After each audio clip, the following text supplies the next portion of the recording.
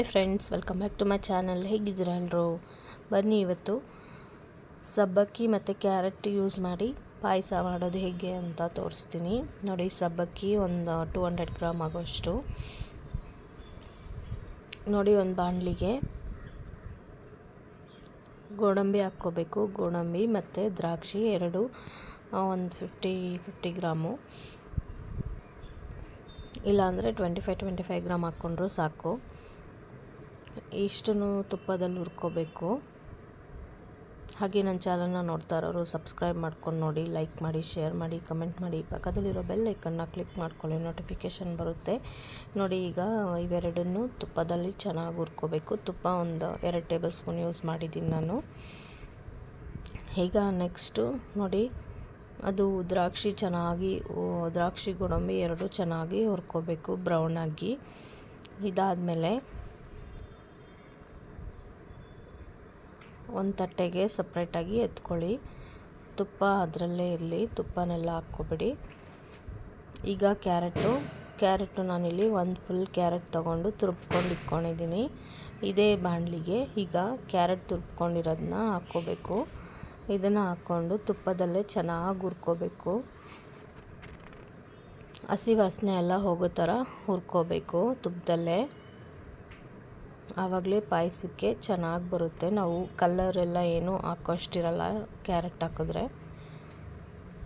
ಮತ್ತು ದಿಢೀರಂತ ನೈವೇದ್ಯ ಮಾಡಬೇಕು ಅಂತಂದಾಗ ಈ ಥರ ಮಾಡ್ಕೊಳ್ಳಿ, ಈಸಿಯಾಗುತ್ತೆ. ನೋಡಿ, ಈಗ ಹುರಿದಿದ್ದಾಗಿದೆ.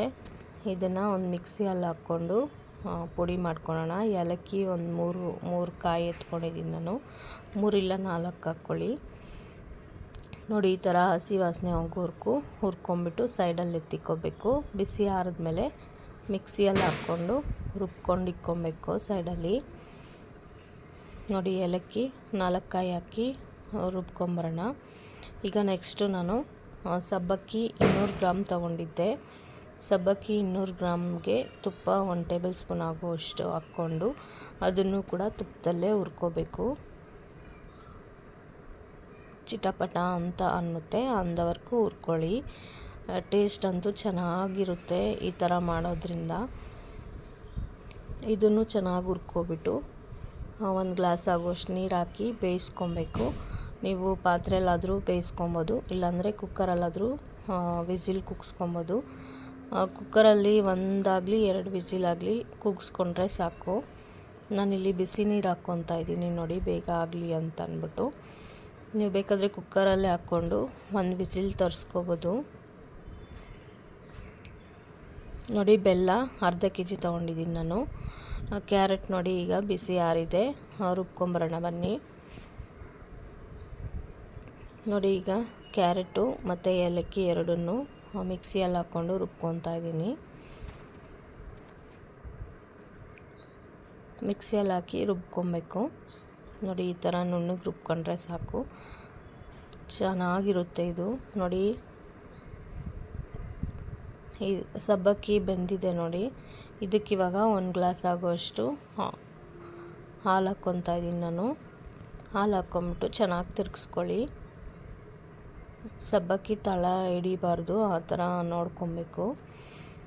ಹಾಲು ಹಾಕ್ಕೊಂಬಿಟ್ಟು ಚೆನ್ನಾಗಿ ತಿರ್ಗಿಸ್ಕೊಳ್ಳಿ. ತಿರ್ಗಿಸ್ಕೊಂಡ್ಮೇಲೆ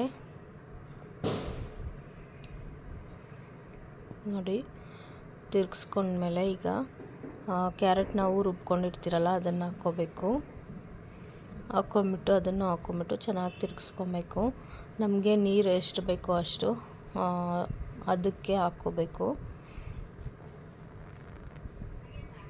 ತೆಳು ಬೇಕು ಅಂದರೆ ತೆಳು ಮಾಡ್ಕೊಬೋದು, ಇಲ್ಲ ಗಟ್ಟಿ ಬೇಕಂದರೆ ಗಟ್ಟಿಯಾಗೂ ಮಾಡ್ಕೊಬೋದು, ನಿಮ್ಮಿಷ್ಟ. ನಾನಿಲ್ಲಿ ಸ್ವಲ್ಪ ಗಟ್ಟಿಯಾಗೇ ಮಾಡ್ಕೊತಾ ಇದ್ದೀನಿ. ನೋಡಿ, ಈಗ ನಾನು ಕಲರ್ ಏನು ಯೂಸ್ ಮಾಡೇ ಇಲ್ಲ. ಎಷ್ಟು ಚೆನ್ನಾಗಿ ಬಂದಿದೆ ಕಲರು. ನೋಡಿ, ಕ್ಯಾರೆಟು ರುಬ್ಬಿ ಹಾಕಿರೋದ್ರಿಂದ ಎಷ್ಟು ಚೆನ್ನಾಗಿ ಬಂದಿದೆ ನೋಡಿ. ತುಂಬ ಚೆನ್ನಾಗಿರುತ್ತೆ ಟೇಸ್ಟು. ನಿಮ್ಗೆ ಬೇಕಂದರೆ ಬೆಲ್ಲ, ಬೇಡ ಅಂದರೆ ಸಕ್ಕರೆನೂ ಹಾಕ್ಕೋಬೋದು. ನಾನಿಲ್ಲಿ ಬೆಲ್ಲ ಯೂಸ್ ಮಾಡಿದ್ದೀನಿ. ಈಗ ನೋಡಿ, ಬೆಲ್ಲ ಪುಡಿ ಮಾಡಿರೋದನ್ನು ಹಾಕ್ಕೋಬೇಕು. ನೋಡಿ, ಇದೆಲ್ಲ ಕುದಿದ್ಮೇಲೆ ಬೆಲ್ಲ ಹಾಕ್ಕೊಬೇಕಾಗುತ್ತೆ. ನೋಡಿ, ಬೆಲ್ಲ ನಾನಿಲ್ಲಿ ಅರ್ಧ kg ಯೂಸ್ ಮಾಡಿದ್ದೀನಿ. ಬೆಲ್ಲನ ಪುಡಿ ಮಾಡಿಕೊಂಡು ಹಾಕ್ಕೊತಾ ಇದ್ದೀನಿ. ಬೆಲ್ಲ ಹಾಕಿದ್ಮೇಲೆ ಒಂದೆರಡು ಸಲ ತಿರುಗಿಸ್ಕೊಡಿ, ಇಲ್ಲಾಂದರೆ ತಳ ಅಂಟ್ಬಿಡುತ್ತೆ. ಮತ್ತು ನಾವು ಗೋಡಂಬಿ ದ್ರಾಕ್ಷಿ ಏನು ಫ್ರೈ ಮಾಡ್ಕೊಂಡು ಇಟ್ಕೊಂಡಿದ್ದೀವೋ ಅದನ್ನು ಹಾಕ್ಕೋಬೇಕು. ಹಾಕ್ಕೊಂಡ್ಮೇಲೆ ಚೆನ್ನಾಗಿ ತಿರುಗಿಸ್ಕೊಬೇಕು. ಬೆಲ್ಲ ಬಿಸಿಗೆ ಕರಗುತ್ತೆ. ಸ್ವಲ್ಪ ಕುದಿಸಿದ್ರೆ ಸಾಕು, ಬೆಲ್ಲ ಎಲ್ಲ ಕರಗೋಗುತ್ತೆ. ನೋಡಿ ಈಗ ಕರಗಿದೆ. ನೋಡಿ ಈಗ ಪಾಯಸ ರೆಡಿಯಾಗಿದೆ. ನಾನು ಒಂದು ಬಟ್ಲಿಗೆ ಹಾಕ್ಕೊಂಡು ಸರ್ವ್ ಮಾಡ್ಕೊತಾ ಇದ್ದೀನಿ. ಇದು ತಣ್ಣಗಾದ್ಮೇಲಾದರೂ ತಿನ್ಬೋದು, ಇಲ್ಲ ಬಿಸಿಯಾಗಾದರೂ ತಿನ್ಬೋದು.